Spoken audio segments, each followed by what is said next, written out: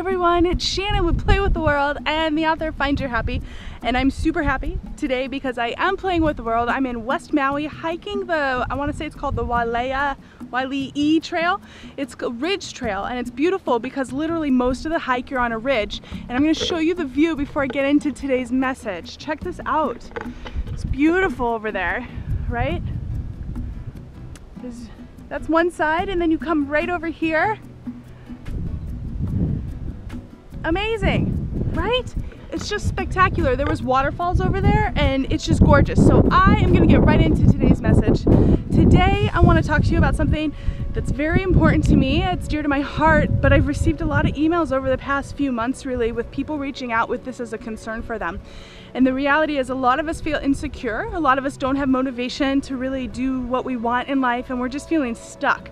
And most of the time, this comes back to us self-sabotaging ourselves.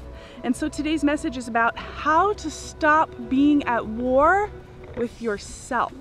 This is something we all experience. We all have moments where we do feel completely depleted and feel like it's just not worth it.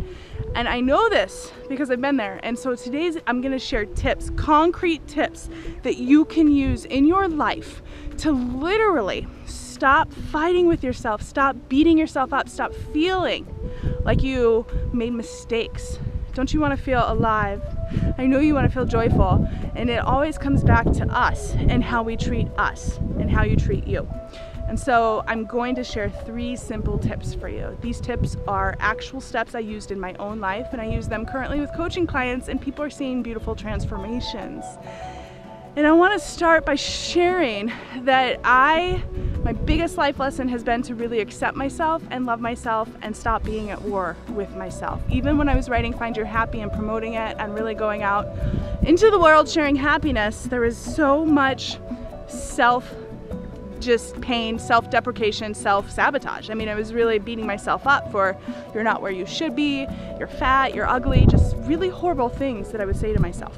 Now, my friend Christine Hassler, she's a life coach, she always says, you know, if you talk to your friends, like your real friends, the way you talk to yourself, would you have any friends?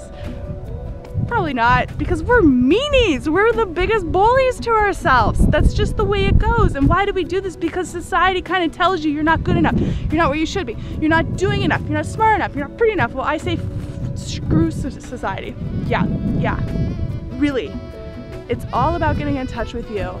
And the reason why is because no one knows what's best for you except for you. And I'm going to give you 3 steps that you can use right now. The very first one is to allow awareness. A lot of the times this sabotaging voice, this war inside our head goes on, and we don't stop it, and we don't necessarily even recognize it. We feel guilty for overeating. We get mad because we didn't spend enough time with our kids, or we didn't get enough done on our to-do list. And then this just cycles into the next day, and it cycles in, and we feel like there's never enough. We're not doing enough, we're not being enough, we're not anything enough. Well, enough with that. Because when we allow awareness, it's allowing the voice inside your head, you've become aware of it. Instead of really self-deprecating yourself and self-sabotaging, become curious. This is all about becoming curious in your own heart and allowing yourself to really touch with what's important to you.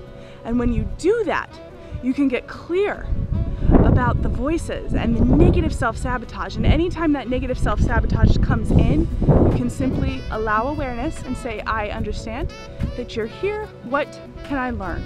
So if you're feeling very out of alignment with yourself, instead of beating yourself up more, say, what is this showing me? What can I learn? And so the second step that's really going to help is to grasp the good.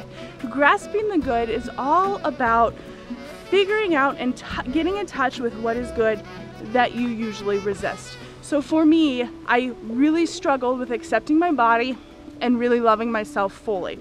I used to look in the mirror and I would cry. I hated what I saw. I loved my brain, I loved my heart, but I hated my body. I hated everything about it, and I didn't like the way I looked. So I would cry and I would hate it, and I would squeeze my fat, and I would just get so mad. And in those experiences, I had a choice.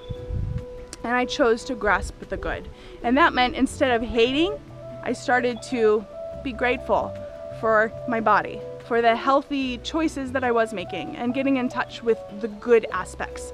And so when you can do that, you really get in touch with the good aspects of yourself. And grasping the good is all about being grateful for what you have instead of hating what you don't have.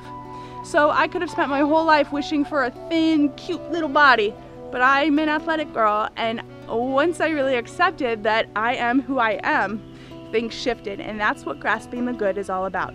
So instead of trying to change what you don't like, appreciate and grasp the good of what you do have. Now the third step, the third thing that you can try is to turn your lack into love.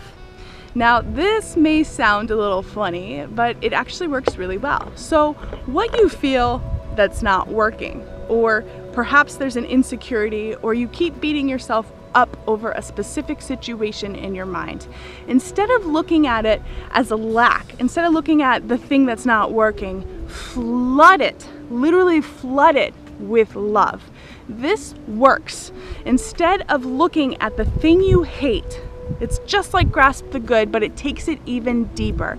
So for example, with my stomach that I hated so much because it was just so fat for so long, at least that's what I thought, I would literally visualize love, white light coming in and flooding it with love.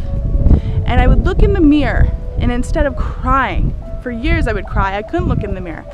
And instead of looking in the mirror and looking at what wasn't working, I would turn to love, and I would flood my body with white light and love, and I would focus on what was working.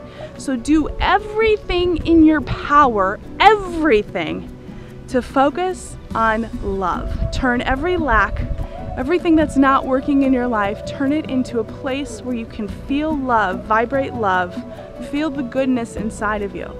Being at war with yourself is no fun. And it can stop when we become conscious and allow awareness. And of course, when you grasp the good in your life and you become thankful and you're grateful, you feel more alive and connected to your life. And then of course, really turning all of those lack, hurtful things that you're saying to yourself into love. Say kind things to yourself. These are really stepping stones to help you break through and reach happiness and self-love. And I will be going a lot deeper, of course, in my May group coaching. You've heard me talk about it. I'm so incredibly excited about this event.